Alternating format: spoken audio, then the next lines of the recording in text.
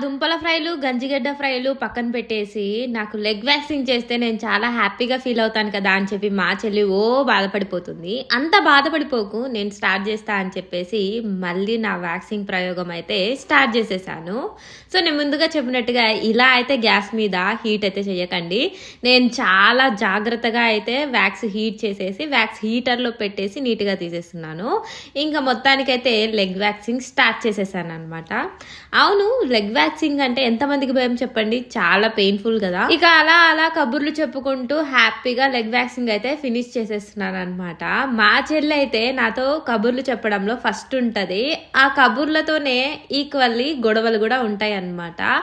ఎంత తిట్టుకున్నా ఎంత కొట్టుకున్నా అక్కా చెల్లెలు సారీ చెప్పుకోకుండానే క్లోజ్ అయిపోతారు. ఆ బాండింగే డిఫరెంట్. మా చెల్లికి సర్వీసెస్ చేసేటప్పుడు ఆల్మోస్ట్ నేను ఎక్కువ ఇష్టపడే సర్వీస్ ఎదురా అంటే అప్పర్ లిప్ అనమాట. ప్రాణం పోయి మళ్ళీ తిరిగి వస్తుంది. ఇంకా మొత్తానికైతే మా పెళ్లి ఫొటోస్ అయితే వచ్చాయన్నమాట. పెళ్లి ఫొటోస్ అలాగే చిన్న టీజర్ అలా వచ్చాయి.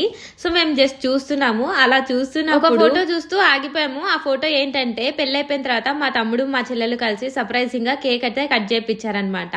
అప్పుడు దేనికోసం నవ్వామో గుర్తు తెచ్చుకోలేక నవ్వుతున్నాం ఇప్పుడైతే.